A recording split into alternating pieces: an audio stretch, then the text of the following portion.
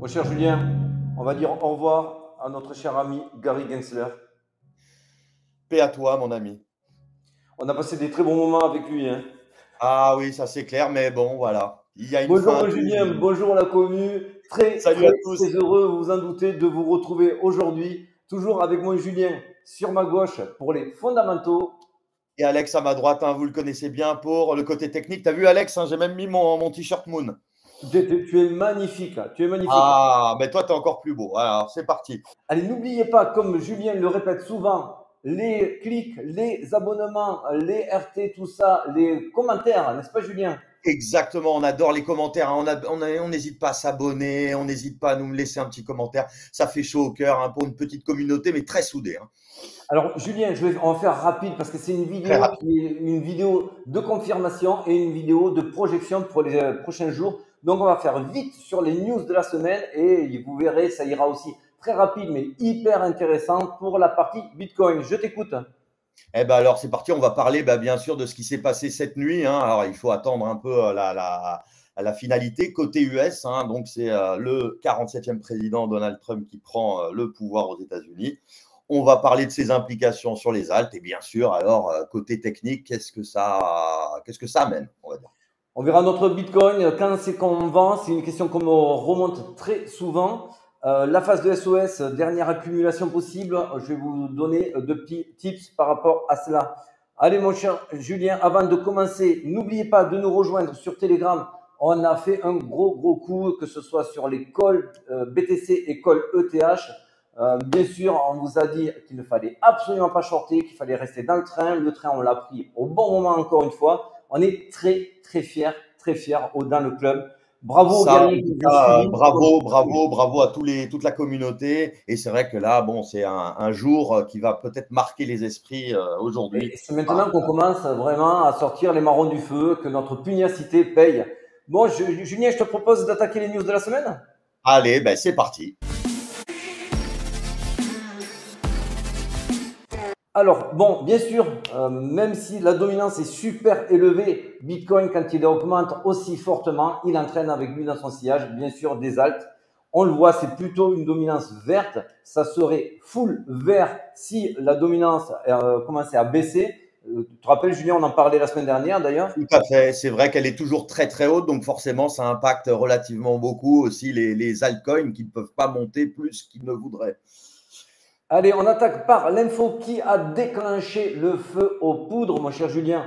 On Eh le ouais, donc disait. voilà, on a eu une news donc cette nuit, donc c'est Trump qui devrait passer, hein, parce qu'il faut encore avoir la confirmation à dire finale, mais bon, ça a l'air d'être plutôt lui. Et qu'est-ce qu'a fait notre ami Bitcoin? Boum, tout de suite, il a tapé l'ATH à 75.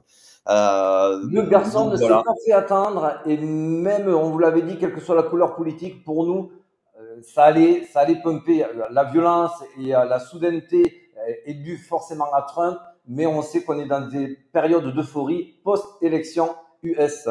D'ailleurs, Exact. on va lui faire un petit merci, hein, parce que Ouais, nos un petit tendances. merci. Et on pourrait noter aussi qu'il y a quelque chose qui est quand même assez étrange et très intéressant, c'est que les plus gros holders, là, ils conservent leur BTC. Normalement, dans les cycles précédents, quand on voit des montées comme ça, quand on commence à atteindre les ATH, on commence à avoir des ventes un petit peu massives. Là, on voit qu'il y a à peine 12 millions de dollars qui ont été vendus. Le RSI qui est stable, etc. Ça montre qu'il y a autant de vendeurs que d'acheteurs. Grosso modo, ça se bagarre. Eh Donc, oui, c'est parce que très positif. le chemin maintenant, la direction, elle est claire de plus en plus et pour tout le monde.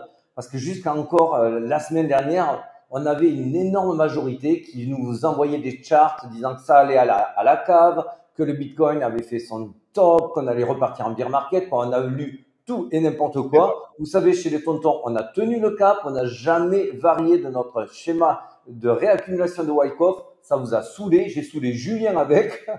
Ah ouais, non, mais en effet, hein, si vous regardez même quasiment les premières vidéos où là, on n'était pas beaucoup à 16 000, hein.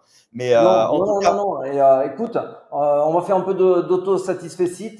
Oui, on avait dit que le Bitcoin allait faire un ATH avant le halving. C'est ce qui s'est passé. Et oui, nous, en 2023, on disait que le Bitcoin allait commencer son bull run avant 2025. Pour nous, on l'avait timé fin 2024. Je vous encourage à regarder les vidéos Ouais, c'est antérieures. vrai, c'est vrai, On c'est ne vrai. modifie rien, on ne supprime rien chez les tontons. Donc, c'est Et d'ailleurs, ce qui est bien, ben, ça montre aussi la force grâce bah, il y a eu les ETF, on le sait, puis on voit que la maturation, enfin, ça a une certaine maturité dans le Bitcoin fait que bah, désormais, le marché commence à comprendre et à se stabiliser. Il faut toujours ça sur les Alors, on marchés. en vient du coup à nos fameuses haltes. Est-ce qu'il va se passer quelque chose enfin de productif sur nos altcoins? On l'a quand même senti, hein, notre PNL, notre portefeuille a fait un boom quand même. Beaucoup m'ont C'est envoyé des vrai. messages, sont repassés positifs. Les jetons qu'on avait chillés comme DEAI, comme MPL et autres, je vous en passe, ont vraiment cartonné. Donc, on est super satisfait. Mais de manière plus générale, moi Julien, regarde que fait. Là, on est sur le total 3. Tu me rappelles ce que est le Ah total? bah, le total 3, c'est simple, c'est toute la capitalisation des crypto-monnaies hors Bitcoin et Ethereum. Alors, ce qu'on voit, bah, c'est que ça rebondit, ça fait maintenant support. Et ça, c'est vraiment génial. Ça montre que ça y est, on a trouvé potentiellement un Ce support. support, on vous l'avait quand même montré et espéré. On espérait surtout ne pas réintégrer cette trendline baissière. Pourquoi on vous l'a mis sans l'ETH? Parce que si on rajoute l'ETH, avec la pression vendeuse de Grayscale, il le maintient encore dans ce canal. Et ce canal, rappelez-vous, on vous avait dit il y a des semaines qu'on allait taper, rebondir avant de le rebreaker. Pour l'instant, on est en train de le retaper une dernière fois. Pour moi, ça sent le breakout. Je Tout à fait. l'annonce. Donc oui, nos altcoins vont commencer à performer. N'oubliez pas, on n'est pas encore en alt season. Il faut que l'index IR dépasse les 50. Pour l'instant, Oui, on et en tu est vas nous loin. le montrer. Et c'est vrai que voilà, c'est vrai qu'on n'y est pas encore, malheureusement, parce que bah, déjà, il y a beaucoup de crypto-monnaies, comme vous le savez, plus d'1 million de crypto-monnaies, et il faut laisser cette dominance baisser, hein, de toute façon. On est à 60, là, donc Voilà, on et aura… là, on s'attend réellement dans la phase SOS à ce qui baisse.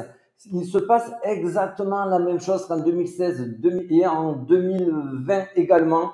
C'est-à-dire, la dominance avait explosé. On a eu une consolidation et le Bitcoin a explosé et est parti en phase de SOS. Le range du SOS a fait complètement baisser la dominance du Bitcoin pour laisser exploser les altcoins et même le Bitcoin, parce que c'est pas parce que la dominance du Bitcoin baisse que le prix ne peut pas augmenter.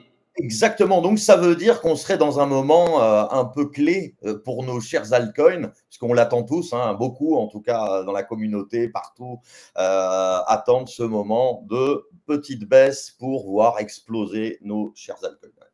Allez, très vite, mon cher Julien, je te propose qu'on analyse notre cher BTC. Allez, c'est parti.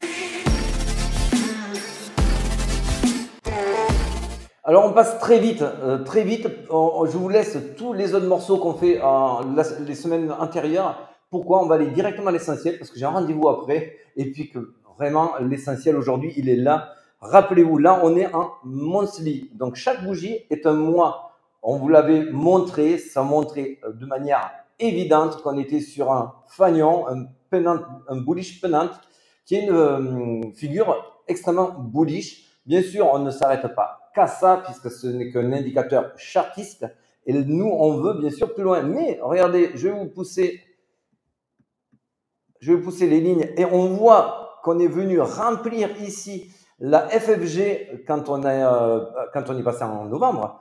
On est venu combler ici jusqu'à 66 800. Vous voyez, la pointe ici a touché la pointe là. C'est ce qui s'appelle venir combler une fair value gap. Voilà, et donc on va dire pour vulgariser, en gros, on est parti chercher un peu d'essence. Exactement, et c'était très bénéfique puisque de suite après, on a eu un fameux rebond. Ce rebond nous amène à aller une fois de plus, mais cette fois-ci, vous allez avoir le sourire avec ce graphique. C'est clair, c'est le fameux SOS, c'est le dernier moment de pré-explosion. Vraiment, là, derrière, puisqu'on a passé, bah, voilà, on est monté, donc on est arrivé à Sign of Strength, le fameux SOS de la réaccumulation. Tu es dans le juste, mon cher Julien, tu es dans le 1000, parce que la smart money profitera une dernière fois de cette phase-là pour accumuler. Pourquoi ils ne le font qu'une dernière fois? Puisqu'en fait, quand on dépasse l'ATH, on envoie un signe très clair qu'on va aller dans une phase verticale. Donc, eux, ils rentreront dans une phase de distribution. Ils ne vont pas faire de la réaccumulation. La réaccumulation, vous l'avez qu'une fois. Elle a toujours lieu sur le dernier ATH ou le dernier level haut historique. C'est ce qu'on a eu avec notre ATH à 74 000 en le cassant. Donc, aujourd'hui, c'est simple. Si vous avez raté le train, vous n'avez pas 50 000 solutions. N'attendez pas 60K, n'attendez pas 65K. Sauf Black Swan, il est pour moi peu probable qu'on aille si bas. Pourquoi? Je m'explique, c'est ce que je te disais en off. Ça fait des semaines, voire des mois qui nous cassent avec des yo-yo pour complètement mettre tout le monde de côté. Maintenant que ça pump violemment, qu'on a cassé l'ATH, ils vont pas arrêter le train, faire marche arrière. Allez, on récupère tous ceux qui n'ont pas pu rentrer dans le train. Les gars, désolé, on ne vous avait pas prévenu. Venez avec nous, on repart tous, on gagne tous. Non, ça n'aura pas lieu. Aujourd'hui, ce qu'ils vont maintenant rechercher, c'est de maintenir un Bitcoin assez haut pour quand ça va remettre un coup d'accélération, les gens n'aient plus aucune autre solution de FOMO, sinon ils auront l'impression de rater le train, mon cher Julien. Exactement. Et donc ça, c'est toujours ça. Vous pouvez même le voir, parce que j'ai reçu aussi beaucoup d'appels, même sur les actions. SP500, il est en ATH. Pourquoi aussi? Parce qu'on arrive en fin d'année, prise de bénéfices. Ça, il faut toujours l'avoir en tête. Là, on fait monter les marchés aussi. Donc, ça ne veut pas dire que c'est à cause des prises de bénéfices, mais ça veut dire que c'est encore un élément qui déclenche cette fameuse hausse substantielle. Et on est encore toujours seul, puisque je regardais les classements de Binance ou Coinbase, etc., sur nos stores, toujours beaucoup plus bas qu'en 2021. Donc, il y a encore du jus. Alors, point intéressant, on me posait également la question, est-ce que c'est le moment de vendre? Alors, restez toujours connectés, c'est pour ça que je vous le redis. Abonnez-vous, vous ne raterez pas les signaux de vente. Aujourd'hui, bien sûr, ce n'est pas le moment de vendre puisque vous l'avez compris, on est dans une dernière phase de réaccumulation. Mais on aura du MVRV qui vous aidera et qui nous aidera à vous signaler quand est-ce qu'on commence à être en surchauffe, quand c'est qu'il faut commencer à prendre des profits. Pour l'instant, on est juste en phase d'éveil, en phase de verticalité. Mais aujourd'hui, je reviens à ceux qui ont raté le train. Les yo-yo, comme je vous l'expliquais il y a quelques secondes, ils seront moins forts si on respecte le schéma de réaccumulation. On n'aura plus des moins 20 ou des moins 25%. On aura du moins 5, maximum moins 10% sur les points hauts. Vous voyez, ici, on est monté à 75 000 et quelques. Pour moi, ça paraît jouable de re-rentrer sur un Bitcoin aux alentours des 71 500. On sait qu'il y a des positions qui se sont mises, des liquidités aussi à récupérer.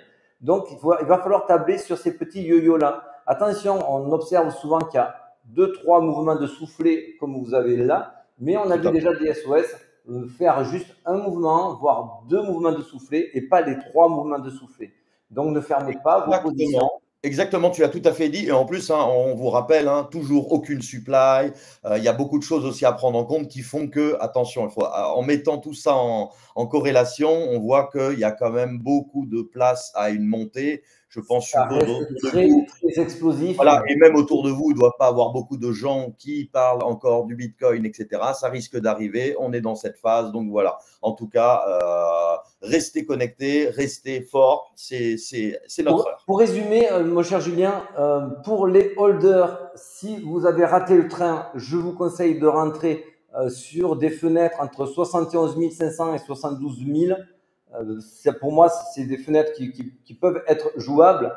Pour les traders, c'est simple, vous l'avez compris, on attendra les points hauts qui seront aux alentours des 75 000 pour faire du take profit et se repositionner aux alentours des mêmes entrées, à savoir 71 500 à 72 000. Et ça, autant de fois que le marché nous l'autorisera. Court terme, mon cher Julien. Allez, c'est parti. Court terme, je vous avais publié ça hier, c'est allé très vite. C'était hier, je ne dis pas de bêtises.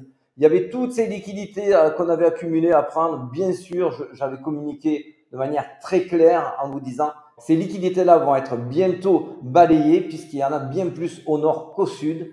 Et effectivement, c'est ce qui s'est passé. Vous voyez, bim bam boum, c'est monté. On a tout dégommé. Et voilà, et donc là, c'est la vraie prise de bénéfices, etc. Ça permet de choper les liquidités, de reprendre un peu de jus et on continue, etc. C'est Je vous toujours. laisse voir aussi la précision de l'analyse où Ouais, on a c'est beau. cassé la trendline, on est venu la retester sur le triangle qui nous a fait faire des beaux calls ici. On a eu exactement pareil ici également. Et aujourd'hui, pour se repositionner, comme je le disais, si on est extrêmement bullish, on peut, pour les traders, voir une petite pause à 73 000. Moi, je conseille réellement, parce que là, il y a une grosse fair value gap à combler. Vous voyez, là, on est à 71 600, on serait sur le premier arrêt Fibo majeur. Le vrai premier étant ici, le second étant celui-là, mais pour moi, c'est le majeur. Donc oui, on pourrait venir se reposer ici, ça aurait du sens. Ça aurait du sens, surtout que cette explosion, on l'avait vu venir. Alors là, c'est pareil, j'avais publié hier, j'ai été très gourmand en post parce qu'ils tous enchaînaient, tous allaient très vite. On avait le fameux descending broadening wedge, donc c'est un wedge qui descend et qui s'écarte. J'avais dit que ça allait être imminent, et bien sûr, qu'est-ce qui s'est passé? Ça a été plus qu'imminent. Ah oui, là, ça a été, ouais, ça a été, explosé, on a tout explosé. Merci à Trump d'ailleurs. Ça avait été d'ailleurs pour ceux qui font des analyses un petit peu rapides, ça sert énormément de recouper avec l'order flow. L'order flow montrait vraiment ici de manière évidente. Vous voyez ici, cette partie où ça a complètement shorté. Cette partie-là, shorté, c'était quand on était à 69, 70 000. Et là, j'avais dit surtout ne partez pas en short. Pensez à trouver une entrée longue, mais ne partez pas en short. Vous voyez la suite. Les shorts, ils ont mal un petit peu au cul, hein, quand même. On va appeler un chat. Et en plus, je ne sais pas si on en avait parlé, mais bon, vu que Gensler, voilà, pas trop de la SEC, qui était anti-crypto, était très, on va dire, fermé aux cryptos. Apparemment, côté Trump, ça risque d'être Dan Gallagher, ancien commissaire SEC, directeur juridique de Robinhood. Donc, ça va donner du souffle. Donc, forcément, là, même pour les traders, holders, etc., ça va permettre de donner beaucoup de jus sur la suite. Oui. Ça va être propre.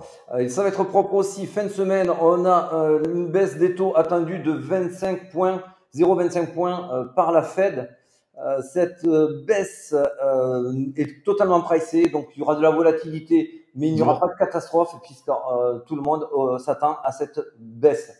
Bon, du coup, mon cher Julien, moi j'ai tout dit. Je peux pas écoute, moi aussi j'ai tout dit. Je te laisse aller à ton rendez-vous, hein, t'es tout beau. Donc, on se dit à très vite. À très vite, je fais un petit check là. Allez, petit check, hein, voilà. Bisous à la communauté, à très vite. On se retrouve sur Telegram. N'hésitez pas à nous rejoindre. L'abonnement, nous, ça nous aide. Vous voyez que c'est utile avec tout ce qu'on vous fournit. On est dans le mille, donc aidez-nous à encore progresser. La bise à tout le monde. Ciao, moi Julien. Allez, la grosse bise. Ciao, ciao les amis. À plus tard.